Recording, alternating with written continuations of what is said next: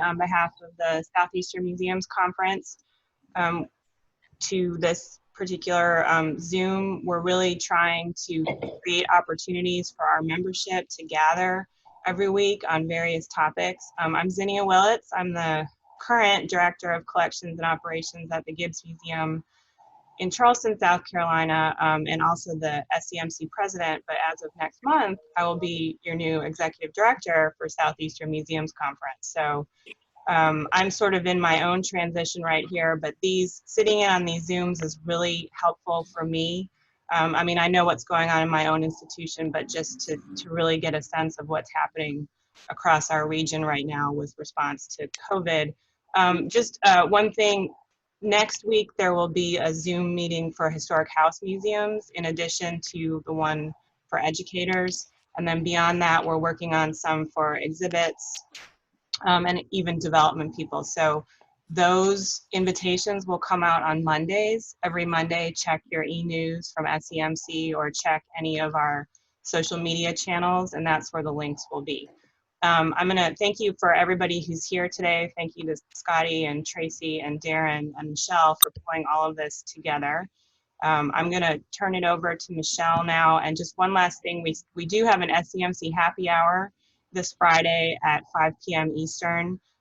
The link will again be on our Facebook page, but we did it last week. It's just, you know, end your work week. It's not a program. It's just another opportunity to see your friends and say, yay, we made it another week intact.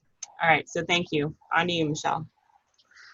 Hi, everybody. I'm Michelle Schulte. I'm the gallery director at the Anna Lamar Switzer Center for Visual Arts in Pensacola, Florida at Pensacola State College. And I'm also the current EdCom rep for the Southeastern region through AAM. And so we decided to start doing these webinars once a week. Hopefully I can keep it up once a week until we sort of get back to a little bit of normalcy. And I'm always an optimist, so I'm really, really hoping that'll be somewhere towards the end of May or June, something that we can really look forward to. But today, last week, we sort of did a webinar that was very effective. This week, we want to start pumping out information.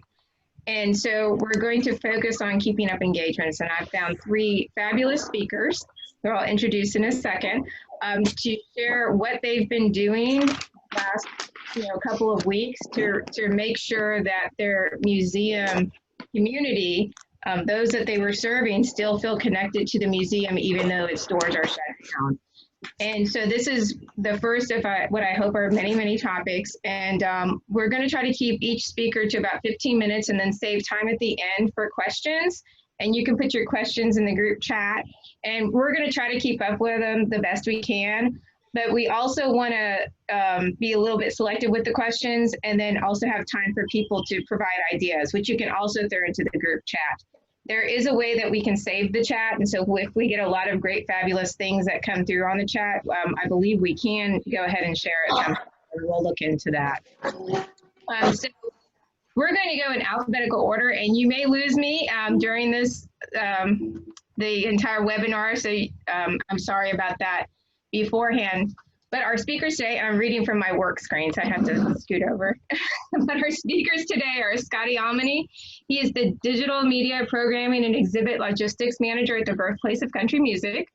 We have Darren Lee Calhoun II. He's the Facilities Outreach and Public Programming Coordinator at the Avery Research Center for African American History and Culture. And Tracy Keenan, the Curator of Education at the New Orleans Museum of Art. And so we're going to start with Scotty.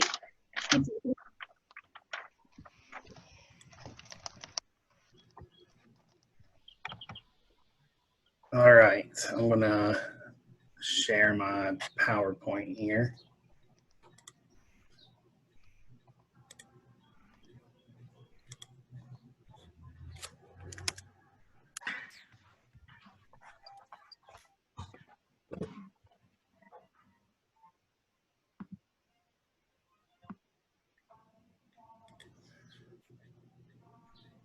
All right, so my name is Scotty Almany.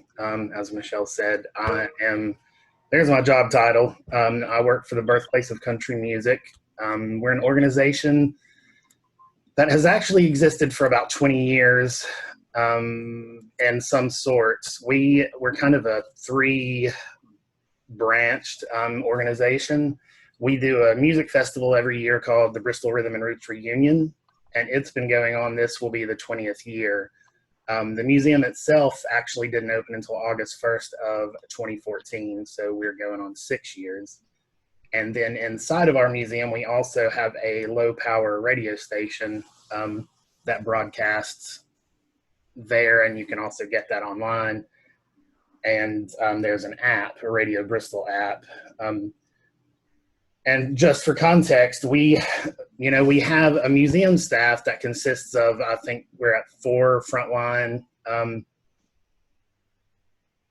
associates. Well, 1 museum manager, an assistant manager, and then maybe 3 part-timers. And then we have 2 in the curatorial staff, collection staff, and a part-timer, myself, head curator, and then right now we have a part-time collection specialist that's helping us out.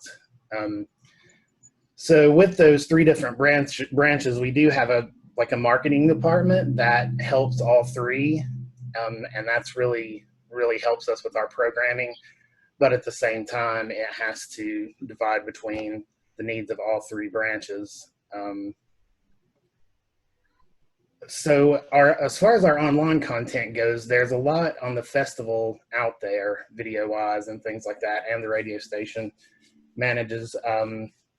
There's a lot, but we don't have a ton museum-specific right now.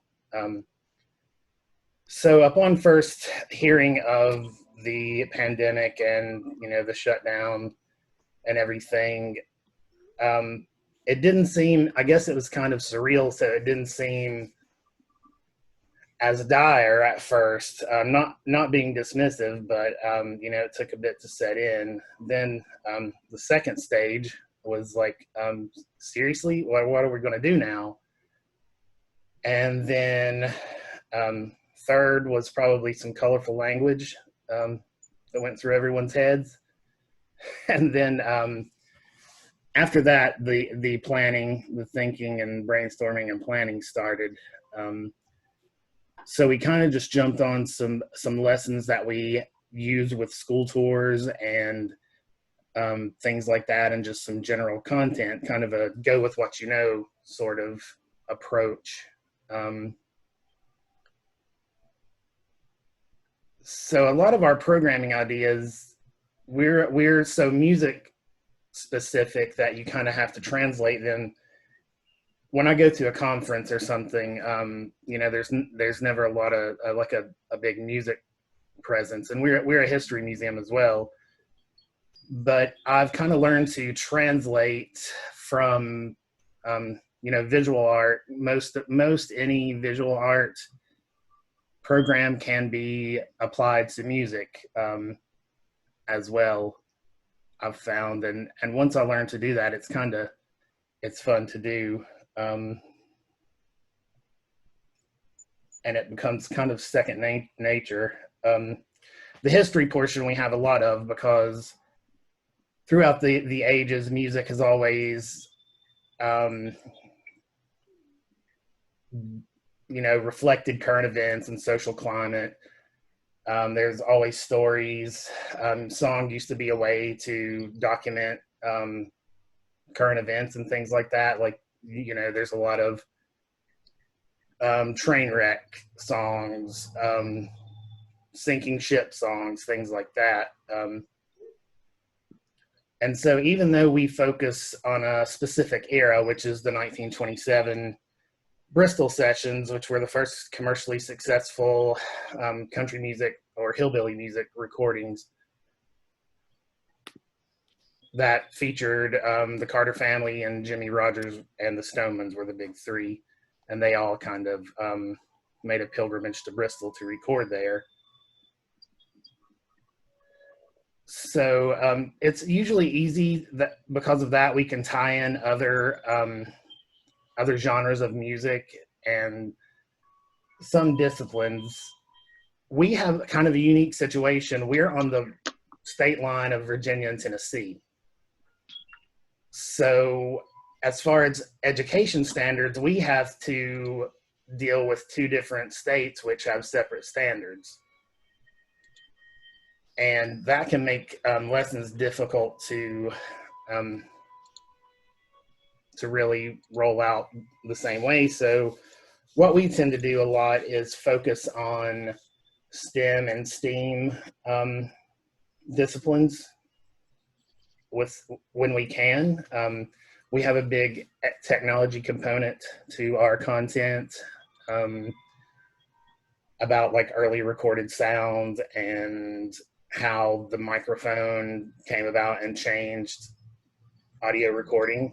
Before you had to like play into a big Victrola horn, which was hard to do and turned out very crude recordings. So this is our museum. I meant to change to this slide earlier. So the first thing that we did was we jumped on a couple of lessons that we do with school groups a lot. One is like a little banjo craft that you make a little miniature banjo that you can decorate yourself. I'm going to show that video. I may have to do a new share here. I'm not going to play the whole videos just because of time limitations, but I'll play a bit here. Hey kids and the young at heart, I've got a really fun craft for you to do from the birthplace of country music today. We are going to make little banjos. This is one I made earlier. Isn't it beautiful? So let's start. The first thing you need is like a metal lid from a drink, like a Snapple or an iced tea or something like that. And then the second thing you need are some of these little rainbow loom rubber bands. And parents, I'm sure you know these and probably despair because they're all over your house because they flip everywhere, but they are so handy. So we've got some rubber bands here, and what you're going to do is you're going to string them on to your lid. And be careful because they will flip off. And you're going to aim to get them right here in the center. Get the other one on. Okay, so that's the first one. You get kind of the gist of that. Now, so I'm going to say goodbye for the moment. And then we did another, there are several of these. The main link you'll see at the top is our YouTube channel, if anyone's interested in getting to see what else we've been doing. And this is just a little video about some of our content. Hi there, this is Renee at the Birthplace of Country Music, and much as I love the 1927 Bristol Sessions and all the songs from them, my favorite thing to talk about is dogs. So today I'm going to tell you about Nipper the dog. So if you have ever seen this logo from the Victor records, and also then later for like RCA and Sony, there is a little dog with his head stuck in near the horn of a gramophone. And his name, he was based on a real dog whose name was Nipper. And Nipper belonged to a man in Bristol, England, who worked in the theater, whose name was Mark Farad, and he was devoted to his master. And after Mark passed away, Nipper went to live with Mark's brother Francis, who was a painter. And he later painted a painting of Nipper with a gramophone. And this is that painting. So Francis Farad painted this portrait of Nipper. And the idea, and it was called His Master's Voice. And the idea was that he was listening to a recording of his master's voice. And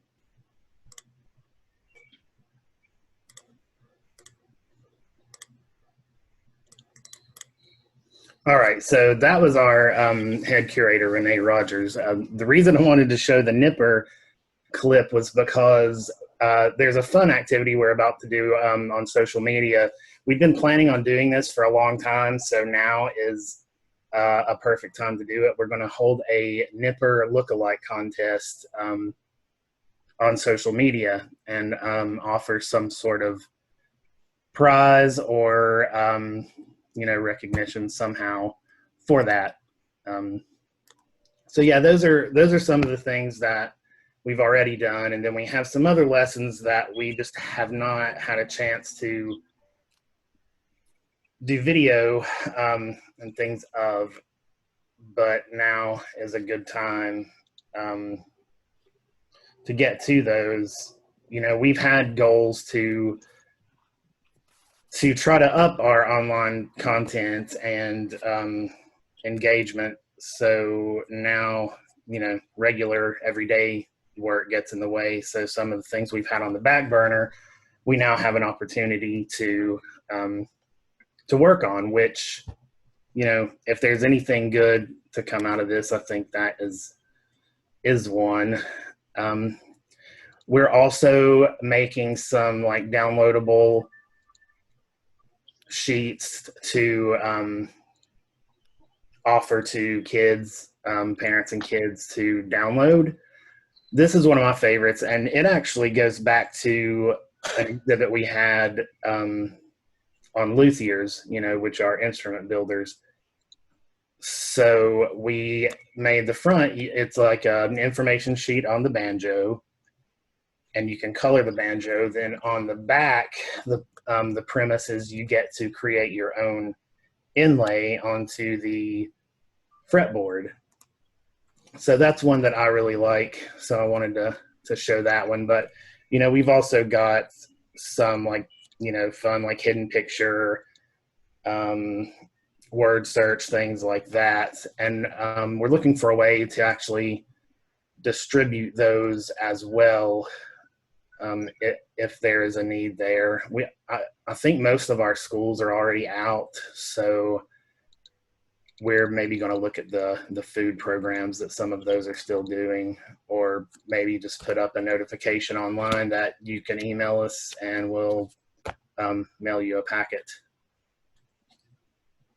So one of the big things that happened with us is, you know, if you see the dates on this image, this is a traveling exhibit that we got in from the Virginia Folklife Apprenticeship Program, which is an apprenticeship program where if you live in the region and you find like a trade, or there's a lot of folk art available too, you can go through this program.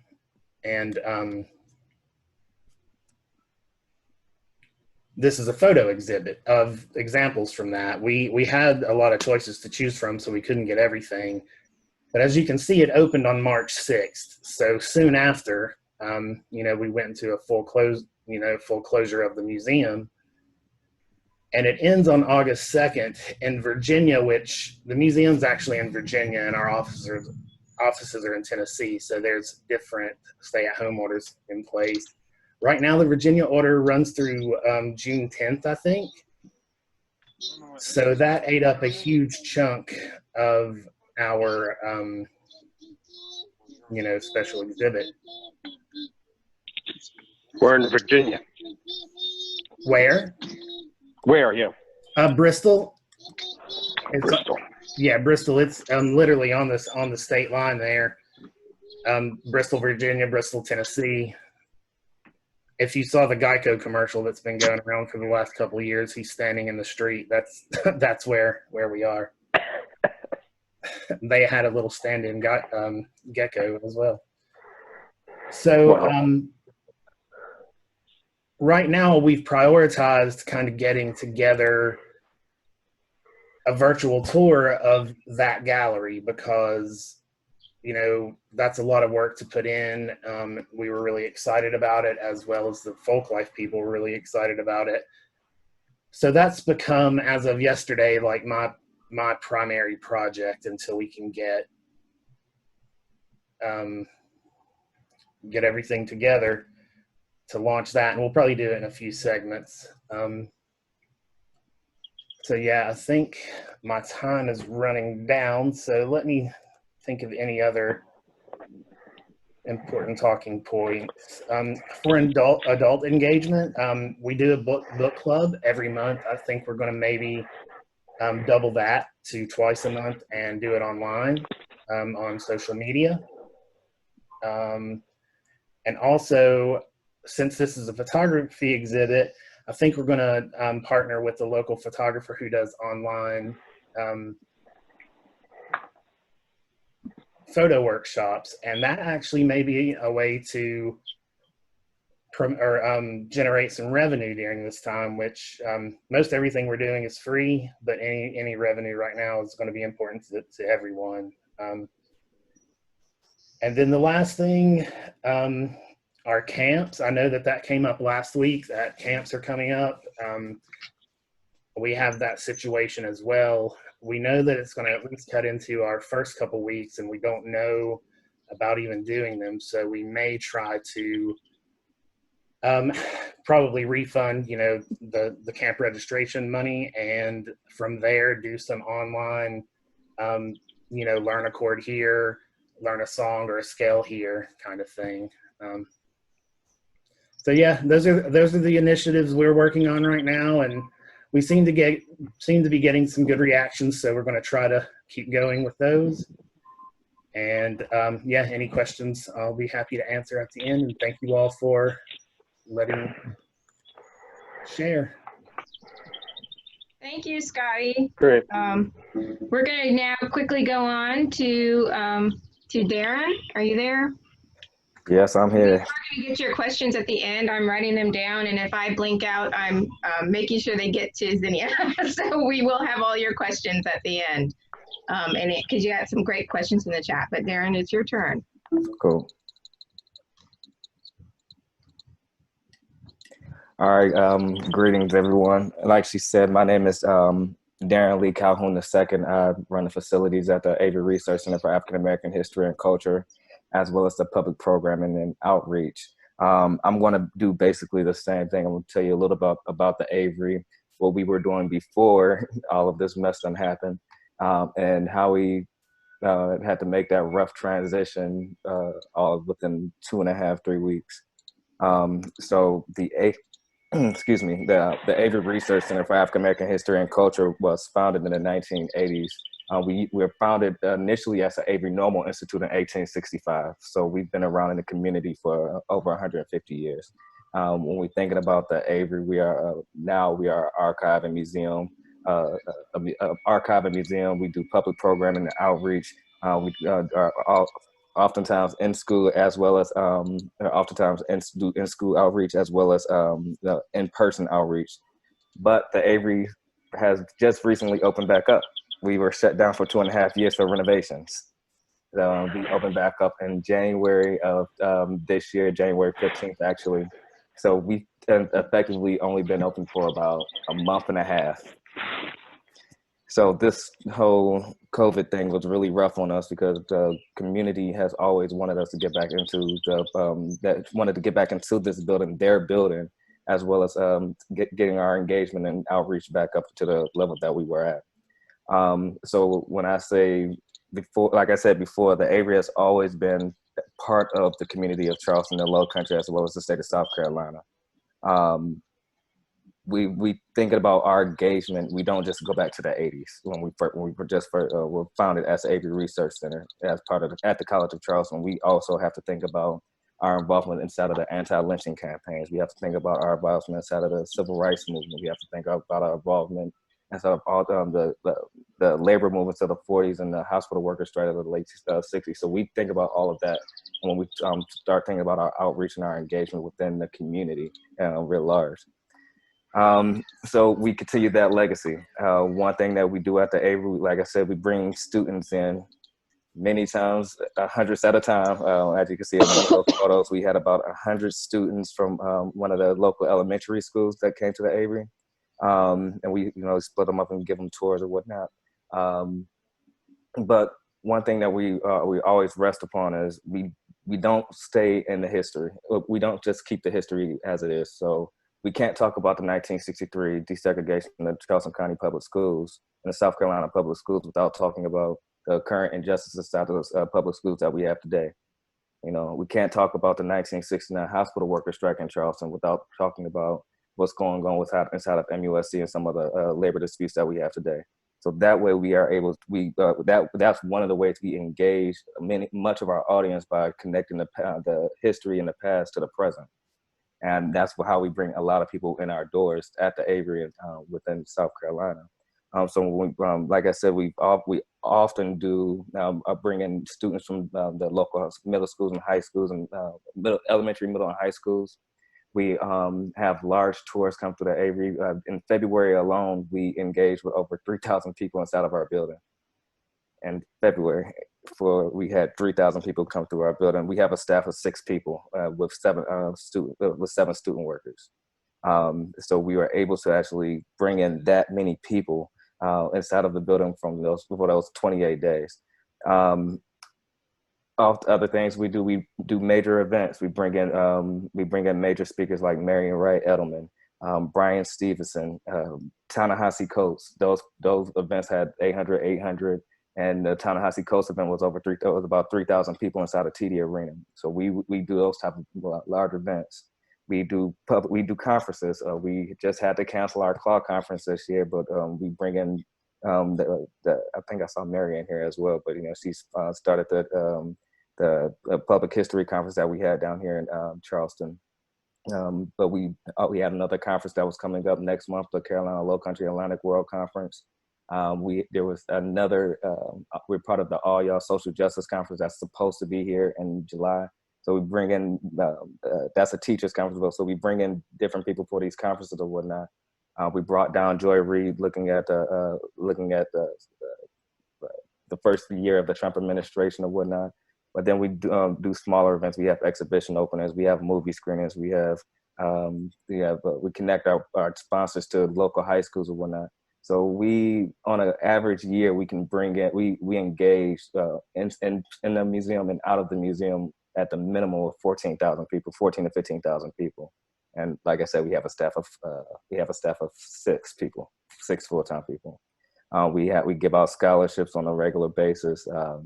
We are also international. We've been called to talk over in Germany as well as in South Africa. This year, we were actually planning a South Africa trip, a community trip to South Africa to look at race and social justice and reconciliation and how we can bring that here down to Charleston.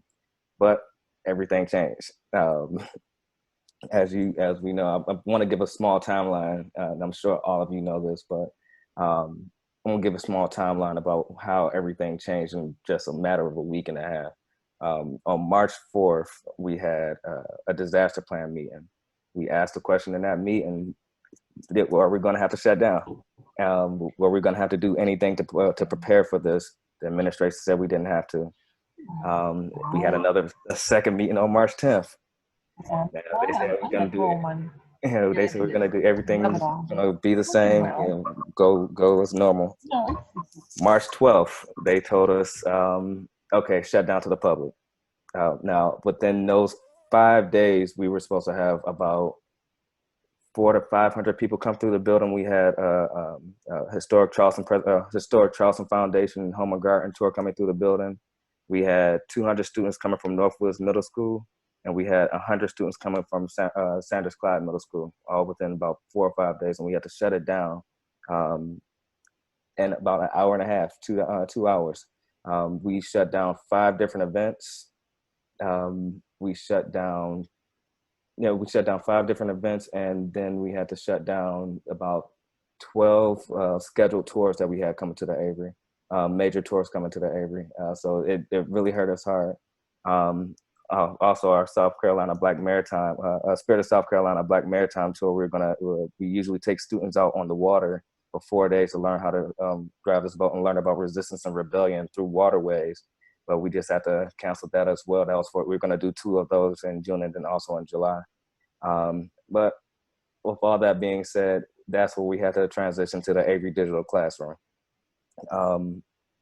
With our classroom, after we were told we had to shut down to the public, we had to figure out a way to keep our engagement going, because like I said, we just opened back up. So we just starting to get our momentum rolling again from where we were prior to us closing. So of course, the things that we're doing, we had to just put everything on a digital platform. The College of Charleston, we're a part of, we were able to get we have the Zoom platform like everyone, I guess. But one thing that we had to do for our program was talk to our CIO to have them increase the capacity of the people who can be inside of our meetings. I think normal registration is like 100 people, but we talked to our CIO and they were able to increase that to, for some events, to about 300 people, but most of our events 300 people. Another thing that we're doing, we stack the calendar so people won't forget about us. We definitely stacked the calendar. Last Friday we did a film screening. Tonight, actually at 6 o'clock, we have a town hall meeting looking at the preservation of Gassens Creek, a creek over on the west side and back to Green of Charleston. Next week on the 13th, we have the documentary screening of Bakari Sellers' While I Breathe, I Hope film. And then the day after, Bakari is going to come on and have a discussion with one of our professors. We also have, we know people are going to get Zoomed out. That was one of our biggest fears. We knew people were going to get Zoomed out. I'm on Zoom 24/7 now. So another thing that we're starting to look at was how can we engage people without using Zoom now? Yes, we have our great social media person at the Avery right now, which I don't know what I would do without Courtney Hicks. She's increased our online engagement so much over the past 3 months. But really over this last month, she's really started pushing it. But we have a digital escape room coming up to where people like on Monday, Wednesday, and Friday on the third week of April, people will be able to scour through our Find Engage for our archives and try to escape this escape room within an hour.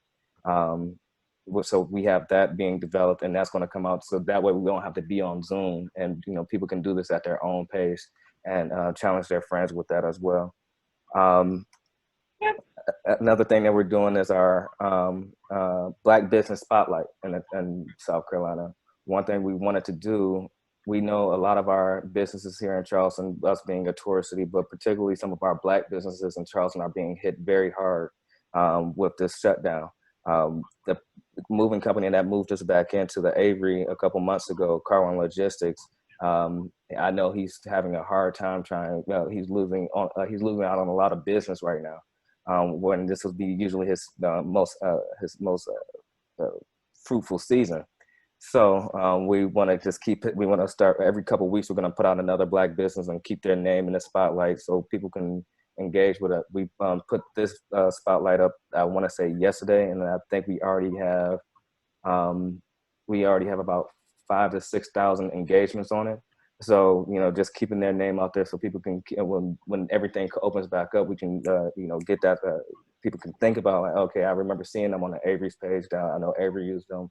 We can go ahead and run and use them as well. One of my favorite things that we're doing are our elder checkup calls. We put together a spreadsheet of what we call the Avery normal characters, the cast of characters that come through the Avery. And we say, okay, let's have our students and our staff pick somebody and just give them a call. Just say, hey, it's Darren Calhoun from the Avery. Just wanted to call and check on you, just to let you know we're thinking about you. Do you need anything? Is there anything we can do for you that we can do for you? And that's been that's been very successful. We called so far about 50 elders inside of our community. As you can see, some of our favorite responses that we had, Millicent Brown, she was doing yoga when we called. She was like, she appreciated that call.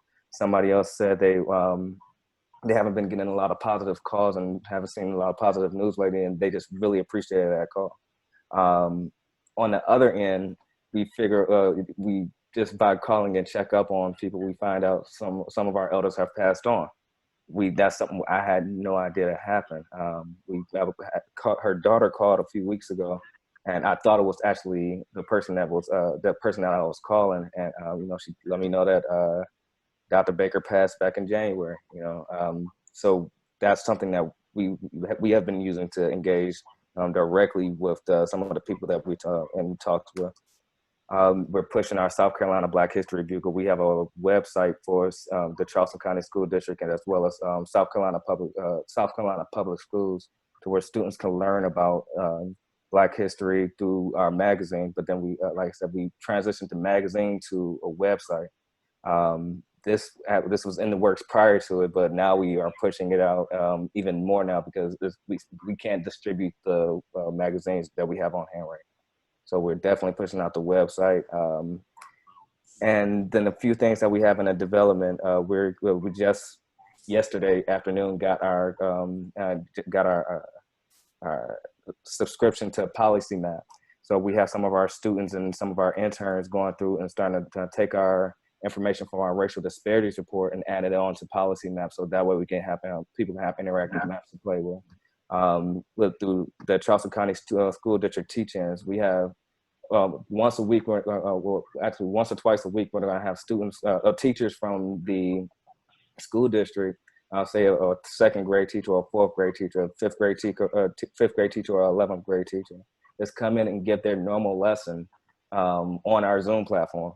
So they can go in and give their lesson that they were going to do, that they would have been doing inside of the classroom, and just go ahead and give it out to all of the Charleston County School District.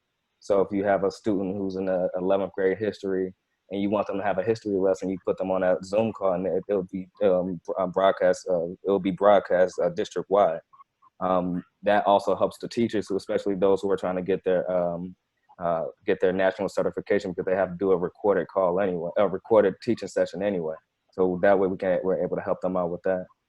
We have a COVID-19 mayoral forum similar to what we're doing here, but we have the mayor of Charleston, the mayor of Opelika, Florida, down in Opelika, Florida, as well as we're trying to confirm the mayor of Atlanta, Keisha Lance Bottom, to look at how our three different cities, or three different size cities, actually have dealt with this crazy virus. As far as our tours, of course, we had exhibition openings in March. We had another one coming up in May. But now we're exploring the Google Arts and Culture, the Google Arts and Culture platform. It's taken longer because so many museums are trying to hop on it now. But we can give virtual tours of the Avery through that. And then lastly, the Consuela Francis Digital Book Club, the Dr. Consuela Francis Book Club. Like I said, that was something that was already going on prior to us shutting down. But we were able to transform it to a digital platform, and we were able to, with that, we're able to buy books, ebooks for people to pass out, not to pass or to distribute, and have people join in on that book club. It's something just to keep us connected to the community real large. So that's how we transformed the Avery after being open for a month and a half. We're being reopened for a month and a half over to a digital platform. And thank you. If you have any questions, let me know. I will be here, I guess. Peace. Thank you, Darren. That was, thanks to you and Scotty so far. I'm about to turn it over to Tracy. There's lots of great questions coming in the chat, and I've been writing them down. I think we lost Michelle. Maybe she'll come back, but I've got the questions, and so after Tracy goes, some of them sort of are for everybody at this point, so we'll try and be strategic about that. But Tracy, why don't we turn it over to you? Okay, hello everybody. I also have a PowerPoint, so I'm going to open that, and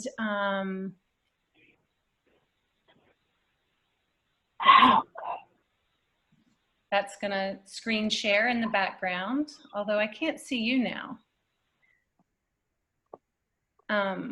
which I thought I could. But okay, so here I am. I've got my name and title and everything at the beginning and at the end, so that hopefully you can. Tracy, I don't think, can we see her yet? Her screen share? No. Okay, hang on just a second, I think. Oh, Michelle's back. Everything was going so swimmingly. Okay, here we go. Let me try it now. Share screen. Here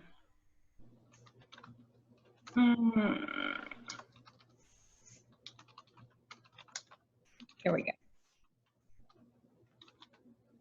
Okay, now it's working, I think, but I do want to start from Okay. And from here.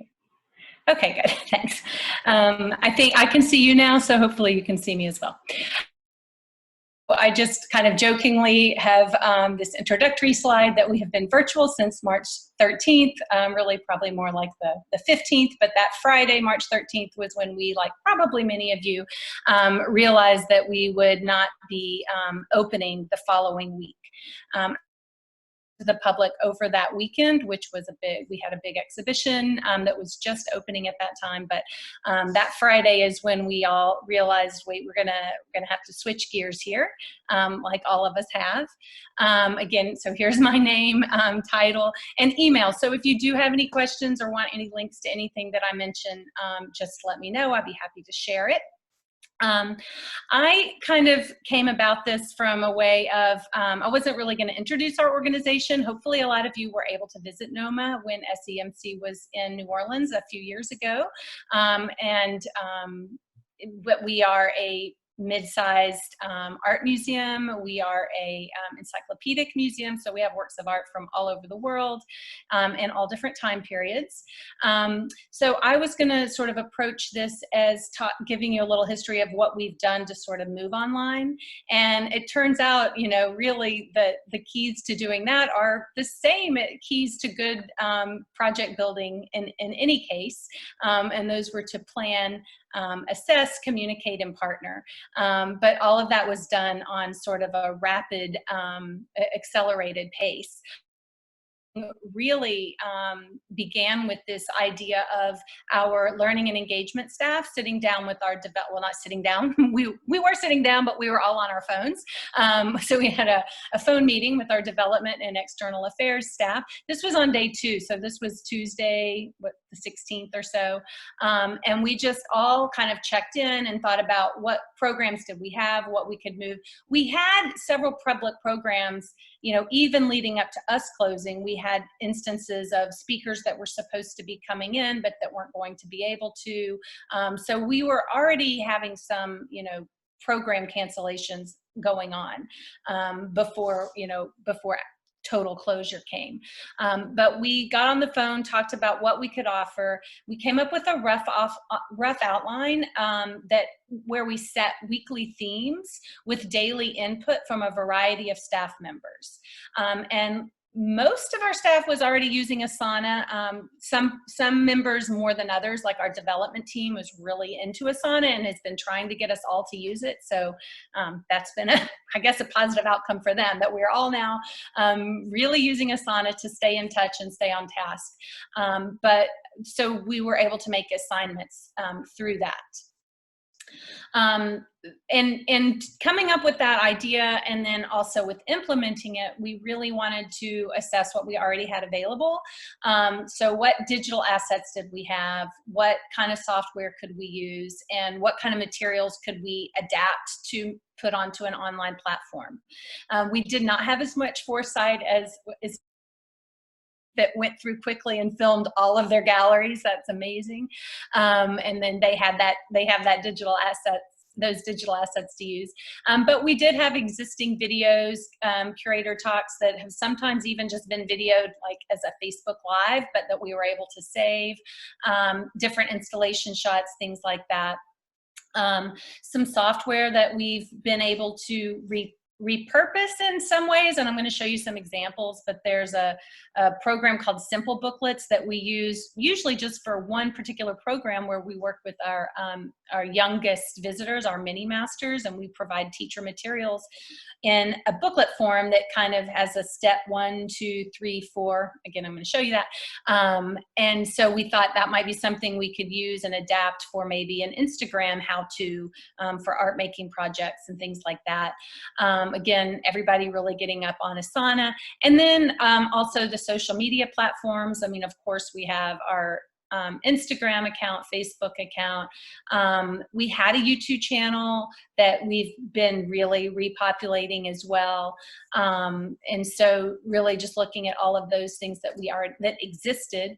And then materials, of course. I don't know, I'm sure a lot of educators feel like now there is a lot of content that maybe we have been creating and sort of had from previous years, but that now it's something that everybody wants, not just for teachers. So how can we take those lessons? How can we take gallery interactives that we've done in the past and make them something that could live online? So I do have a couple of examples. But the first thing we did was really to get that information out to our visitors. So this has been updated a little bit, even in this screenshot, but this image or this letter from our director is pretty close to what went out that first few days, where we did send people to our again, existing platforms, the social media, the Google Cultural Institute. We fortunately already were a partner with Google Arts and Culture, but we didn't have a whole lot of tours in there, so we're building those. We actually already had a mobile guide. We used the company Culture Connect to create gallery interactives and mobile guides. So those are things that were existing, that were online, and that we could send people to, YouTube, Instagram, and all of that. So this letter went out pretty much immediately to send our visitors to things that existed, and then with our plan being to continue to populate these platforms. So an example of a gallery interactive, this is a beautiful, had just been installed. Again, we had an exhibition that was going to open, that Friday night was going to be the public opening, and it is Buddha and Shiva, Lotus and Dragon, and works from the Rockefeller collection at the Asia Society. And we had this interactive after you had gone through the exhibition, or even before, that had sort of a interactive component. What do you believe? And you could pick up cards that would be on that cart, and then leave them as a message for others to read on the wall that's on the left. So this had just been installed, and we wanted to be able to still sort of take that idea, have some sort of interactive component. And so my colleague who helped develop this worked with our designers, and well, we have one graphic designer and one editor for all of our materials, but who kind of oversees our website. So he worked with them to be able to create an online component. So this is just a screenshot of that, but you can see now there's a space where people can still interact. They probably have not seen that exhibition, but they, it's sort of still relatable, and we there are other tours in our Google Arts and Culture that you can visit and still get a sense of some of the works, types of works that you may have seen in that exhibition. Another example is, like I mentioned, educators, we have lots of teaching materials. This is a lesson plan. Again, just a screenshot of a 2-page, sort of long-winded, something that teachers like, where we have the standards and benchmarks and objectives, but maybe not something that for the general public to interact with, or even for, now homeschooling moms, they might just want to get down to the nitty-gritty. So we kind of reworked that into, and this is that platform or that tool that I mentioned before called Simple Booklets. It is a service that we pay for it annually. It's not terribly expensive. There's different levels though. You're able to sort of build this little booklet. You can see those arrows will allow you to just turn the pages. It's a tool that's used a lot of times by businesses who are creating maybe a catalog, but we've used it to say, step 1, step 2, step 3 in doing this, this art project. Like I mentioned, Asana has been, really good for us in that we already had it and used it. Some of our staff knew how to use it well. And so you can just see in this, again, another screenshot, but we came up with the themes for each week. And then under those themes, we could assign them to different people. So you'll see last week, 4/6, the theme was sustainability. So we had a Google Arts and Culture virtual exhibition of an exhibition that is currently on view, but and it's been up for a little while, so we had good shots of it, both of the objects and of the galleries. And then we used Zoom to do a conversation with our curator, and Brent Gehring, that's the name that appears there. He is a glaciologist here at a local university at Tulane. And that is an interview that was then put on across all media. So it was on our YouTube, our Instagram, and of course, Instagram shares to Facebook. So we had, that was available there. And then object lessons that were created by curators, L&E, that's us learning and engagement. Those were the different activities that went along with it. So each week we're kind of creating a packet of materials, and then our director of brand and communications sort of disseminates that across the different platforms. Just a couple of examples. So there's our Instagram, and you can see in the top left corner, there's there's 2 new topics for our stories. There's a reading list, and I'll get to that in a little bit. And then the art projects, you see that same one that I showed. So again, these are going across different media to reach people in, however they like to find their digital media. Another interesting thing on the right, that's from our YouTube channel, and those are 2 of our curators who did an exhibition. It was up last fall, but it's already down, and this was just sort of a side kind of highlight, I thought. They came together again in Zoom from their own homes, and they did sort of a reflection on the exhibition, which I thought was really cool, because that's not something that art museums get to do a lot. We're always, what's next, and pushing forward. So that was a good use of staff to kind of review an exhibition. And then again, that was available on YouTube and also linked from our website. We have, like I mentioned earlier, we did revamp our website so that what scrolls across the bottom, that's this page and here, these are scrolling across the bottom, and they are linking to all of this new material that we're, as a team, collaboratively creating and getting out there. So the tours and the reading list, the art activities, all of that can be found there. One thing about keeping in touch with all of our different audiences, in addition to just assuming people are going to find you on the web, we have sent emails to all of our teachers. Of course, they were sort of went out in layers. The first group of, we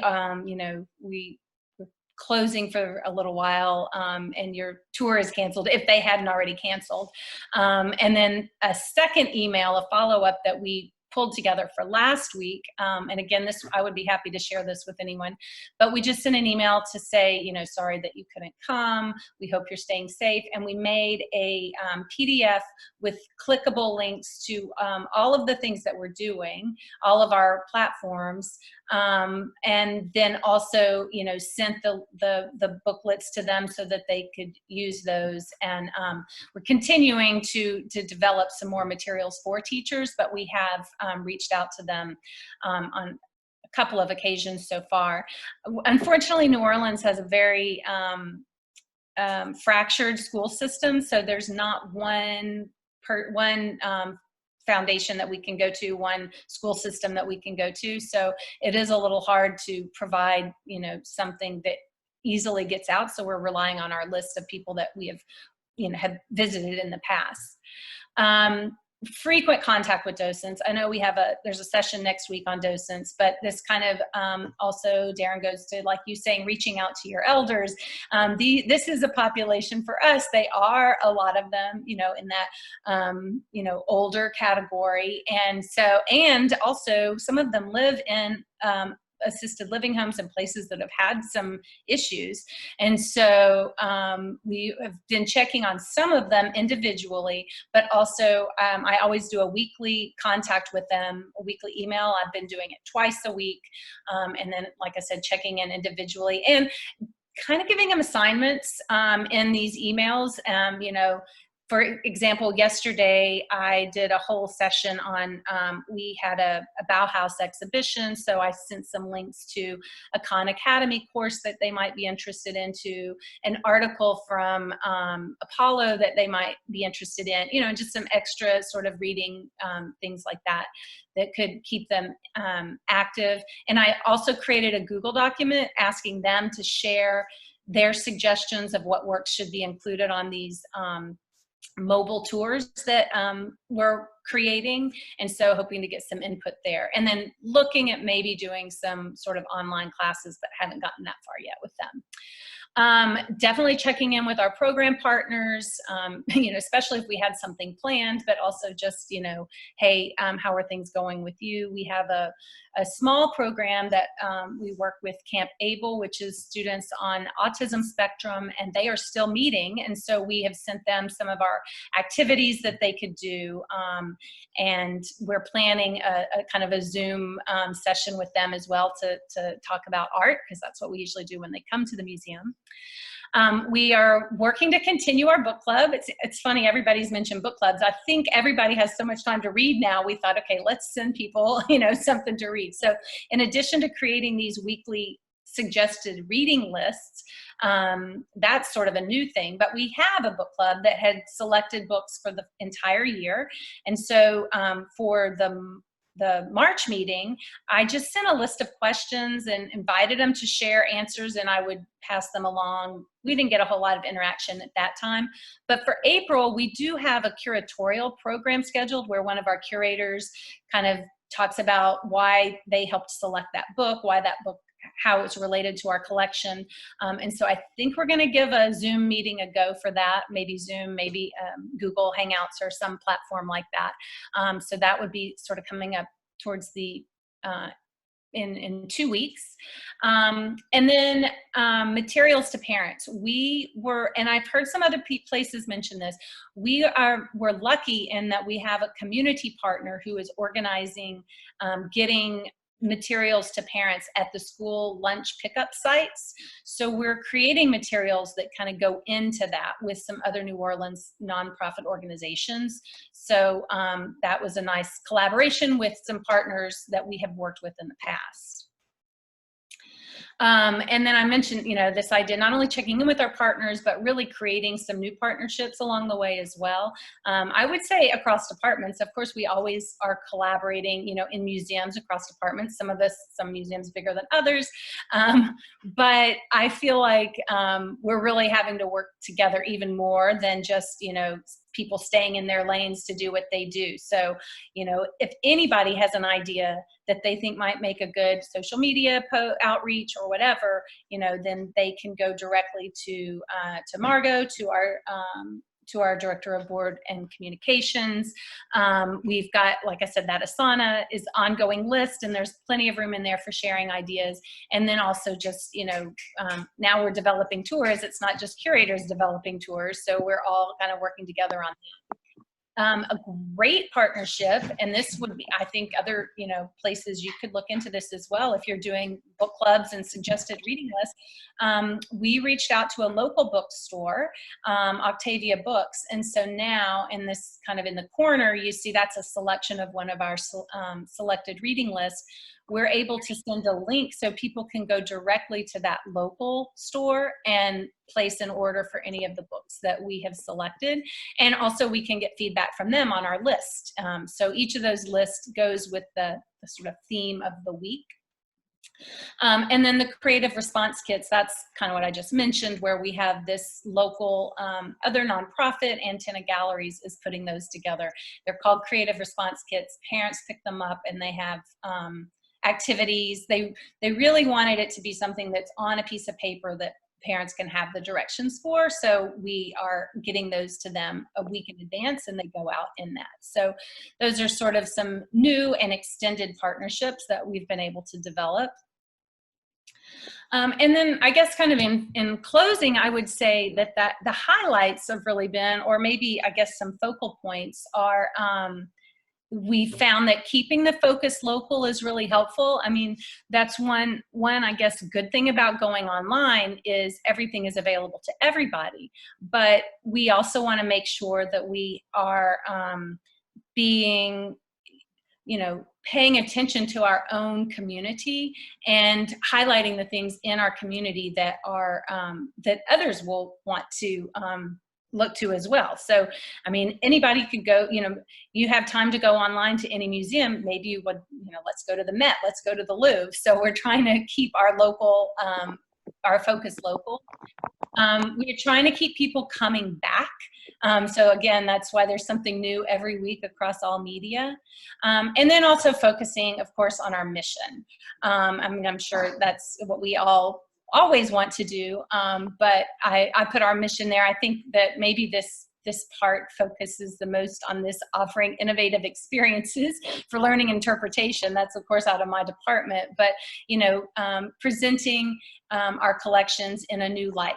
And I think, Scotty, like you said, it's sort of been I guess a positive of this is that we are able to get to some of those back burner projects to add more tours to our, we already had Google Arts and Culture, we had mobile tours, but they're not full, so we can add more to that. So we get to some of those.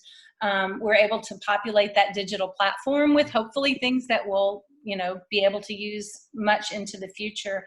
And again, that collaborative, everybody's really working together. Those are all hopefully positive things that we'll take with us out of this experience. Well, Tracy, can everyone hear me? I can no longer see my video, but it's Michelle. Thank you for that. Really quick, I want to jump back to Scotty. We had some questions if your YouTube videos were new or existing, the ones that you put on YouTube, and why did you choose YouTube as your platform versus other ways to present videos? Yeah, that one was actually recorded on the fly, right after the shutdown. And as far as I know, that our marketing department manages that. So I think they maybe just use that as kind of a repository. That way sharing on all social media platforms is kind of easier. But we also do keep like all of the actual files as well. And it would be interesting in the chat if everyone could share whether or not they have IT resources available to them. I know that there's a lot of educators right now learning on the fly how to use all these digital resources. And so it would be interesting to see how many educators out there have marketing departments or IT departments that still have individuals that are employed or not on furloughed that are assisting them at this time. Because I know a lot of us are departments of one or two. Also, can you just use your cell phone? Did you use specialized equipment, or did you use a cell phone to create those videos? That one I think was actually like a video camera was used. Okay. We do use a lot of like, video shot with cell phones. And yeah, we do both. A lot of the things that we do as the curatorial department, we have a digital SLR camera that we can use, as well as cell phones and iPads, things like that. Okay.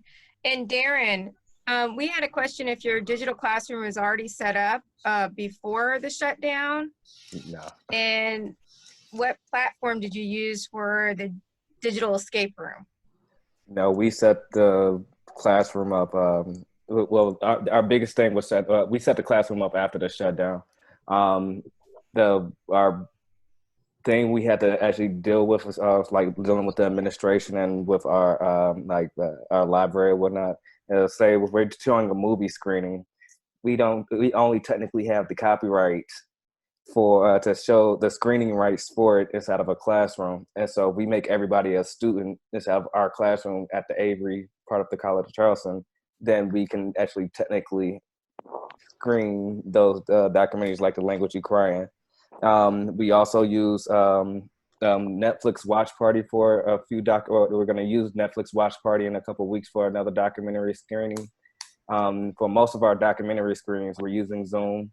Most of our town halls and conversations, we are using Zoom. Like I said, we did have to adjust for, we have to let our IT person know how many people we plan to have. So like for the mayor's event we're going to have next month with Keisha Lance Bottoms and with Atlanta and the Charleston mayor and whatnot, we're going to need over 300 people. We're going to need about 500 people on that. But, for something like a movie screening or a town hall, we only need about 50 people in that one. So we're good with having that platform. For the digital escape room, for the escape room we used Google Forms. There's a way to Oh, push things back to you, and it's actually something that one of our students came up with, and and we're glad we have her. But yeah, she came up with that, and she was able to process a form to have things kicked back to you, and then put a timer on it as well. So where it just alerts you like, okay, well, it's been an hour. Did you finish? Did you not? Now let us know in the comments or send us an email and let us know your progress. So. and did the form refer back to things on the website? Yes. Yeah. Oh, So that's she a put great the idea. form. Basically, they send people through our finding aids. They send people. We have some. We scanned a few yearbooks. For one of them was for Burke High School. We scanned a couple of yearbooks, so people have to scour through the yearbooks and learn the history of Burke to try to find this one answer. Oh, that's a great idea. That's a great idea. Tracy, do you mind talking a little bit about Asana and the benefits over other programs? I'm not familiar with Asana, and so that was something new for me. So if you could go over that a little bit. Well, I haven't compared it to a lot other than I did try Google Q, I think it's called, which is a Google platform. I didn't select Asana. It was pre-selected by mostly our development department, but they did try others out a lot and liked it. I think, I mean, maybe other platforms do this too, but it's really easy to upload things into, whether it's images or documents. It plays well with Google, which is what we mostly use as far as for our calendar and kind of sharing. We use a lot of Google Docs, Google Forms, that sort of thing. And it sends you a daily reminder and a task list. So it's very much oriented to sort of a checklist. And it's geared for managing teams. So that's my Asana plug, I guess. Is it a free platform or is this a paid platform? There's a free version, which we used for a long time. And we actually had just before this, we went to the paid version. Okay. And with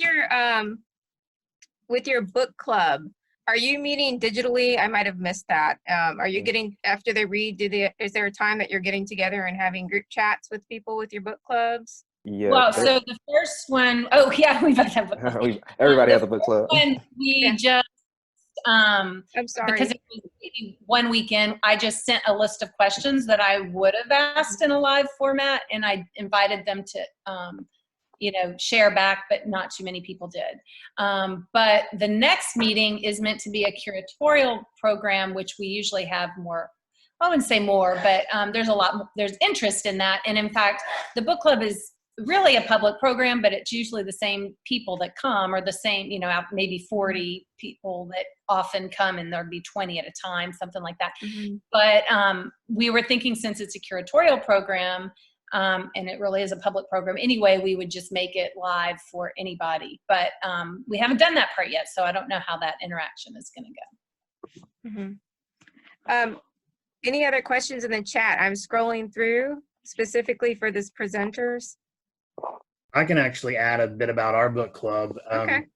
Typically, we use the radio station. It's a radio book club, and we have 2 to 3 people come in and discuss it live on the radio. And then later on, it's archived for streaming on the radio's website. But we may do, I think we're talking about maybe doing like a Facebook Live version of it during this time. Now, somebody asked if you all have access to your collections right now. Yes, we do. Because technically the college is still open, we're under the library system. We have to be available to students and faculty and staff. We prioritize to the students, faculty, and staff as of right now. But if researchers still want to get some information from us, we will get to it eventually. Because I'm essential, I still have to go in and check on our museum every now and then, every couple of days, but we do have access. We have very controlled access to our collections and to our museum and artwork. Yeah, we have a similar situation. I have access as well because I do all of the, climate control, climate readings, and check on that. And we're actually thinking about doing some collections videos as well. Somebody also just asked Tracy about the packet drop-off. Just a note, in a few weeks, we're going to have a session on programs that you can do for people without internet access that will also have a bit in there about activity packets that are being distributed through free lunch. But Tracy, somebody asked if the packets you're distributing right now are just really generalized or if you're gearing them towards specific grades. They are pretty much generalized, and what we're doing are art activities, so they are not they're not lesson specific. But well, I would say they're generalized, but they are geared to be sort of intergenerational. So a lot of times it's something, you know, if are very young, their parents could help them with, but it is meant to be done by more than one person. The ones so far have been. Yeah. You know, we haven't really touched much on summer camps. I know summer camps are being canceled just across the board. From the three speakers and anybody that wants to join in chat, has anybody able to come up with concrete plans to move your summer camps online? And then if you are going to move them online, are they going to be free? You know, how are you going to organize that? Just really quickly, because we only have and that'll be our last question. We only have a few minutes left, but if any of you have great summer camp ideas and you want to share them in the chat area, go ahead, but I'll open it up to our three speakers. We have not made a call on summer camp yet. I mean, I think it's starting to be obvious that we will not be having summer camp, but after participating in the call last week, it seemed like a lot of people were saying they're waiting at the end of April to make that call. I reported that back, and my director sounded like. So we have not crossed that bridge yet. Well, we at the National Museum of the Marine Corps have, and the parents in Virginia are voracious. I think they're down the not so much batten down the hatches, but are excited to get their kids into our summer camp programs. And we just got a shipment of stuff, and we've been talking. What do we do? Do we cancel or just have a couple? We were going to have 4 weeks of camp, 2 in July, no, 2 in the end of June and 2 in July. And now that's going to be shot. So if and when we do open, whether it'll be before Memorial Day or maybe even sometime in June, we'll maybe take a week of summer camp either in July, the end of July or August, or even do a family day. Now, that being said, what are you going to do with the throngs of people that have come in? You're going to have a coronavirus testing center right outside the doors to see who's positive and who's not? Or you're just going to have a throng of so many people come in at one time? Because this dust isn't going to settle, you know, by the end of the summer, that's for sure, by midsummer. So yes, summer camps are going to be an issue if you haven't figured it out already. And then what are you going to do after the museum opens? And then you have a throng of people just chomping at the bit to get in and through. That's actually a topic that we've been seeing come up a lot on other boards. And I haven't touched on it with EdCom yet. But as I think we get closer into this, you're going to see a lot more webinars about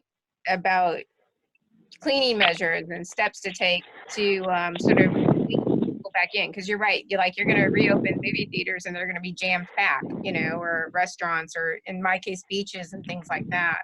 And so there are some resources that are being compiled about what steps we can take once we do reopen to slowly let people come in and make them feel comfortable again and not go back to just business as usual. So you'll see more of that as we get along. Yeah, this is David again from Jersey. You mentioned your beaches. I'm originally from New Jersey, and now they're saying that they're finding this virus in seawater in the oceans. I've never heard that. I've not heard that yet. She has or had heard it from somebody up in Jersey or New York. So I haven't heard it either. I'm just finding some clarification. Yeah, I will email you privately on that one. Great. Yeah, I have to get back to my Zoom. So Scotty, can you put your email address over in the chat area for everybody, if you don't mind? Yeah, And I actually uploaded a PDF, but I'll do it in text as well. great. And I just wanted to say, I know I skipped over a lot of stuff because 15 minutes I knew was going to go fast. So please don't hesitate to contact me if you have any questions.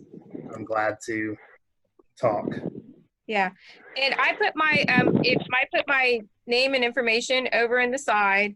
Also, if any of you have ideas for topics, please email me. Plus also I'm looking for speakers for future webinars. And so if you would like to participate in one of these and feel you have some really fabulous ideas or programs that you're doing or anything that would be relatable to education programs, docents, volunteers, or just museums in general, just email me and I'm going to share it again with you here in a second. But I want to take time to thank all of our speakers, and I really want to thank all of you for joining us. I know that this is a really difficult time, and like Darren said earlier, I think we're all just starting to get a little zoomed out. I think we're going to reach the Zoom threshold here in the next couple of weeks. So I really do appreciate you attending. And Zinnia, do you have anything else that you would like to add? No, just again, Yeah, thank you everybody. There will be a recording of this Zoom on the SEMC website and Facebook page later today or whenever we can get to it. But whenever you get a chance. we'll say later today. But you know, there was almost 100 people on this particular meeting, so the interest is Oh, nice. there, and we're going to continue to try and keep, you know, SEMC is being very purposeful about these Zooms, because there's a lot of webinars and things you can do out there at the national level and with all these different organizations. So we really want to keep this conversational, a place where you can feel very comfortable to ask your questions. You know, a lot of the faces. This is us. These are our people. So thank you for coming. Don't forget about the happy hour tomorrow at 5 if you want to drop in on that. And I just want to say thank you to all of you. I mean, you know, to do a presentation for 100 people in the middle of all of this is an extra effort, and I really appreciate everybody's time. So we'll see you next week. Yeah, Good. and Hey, also Scotty. don't hesitate to email us if you just have some, you know, things you'd like to get out there to everybody as well, in terms of just some frustrations, because we're all here for each other, I think, also. So again, I thank you. Hey, Scotty. Yes. You mentioned about Nipper. Now, that was the old RCA logo, wasn't it, at one time? Yeah, correct. That's the dog's name there.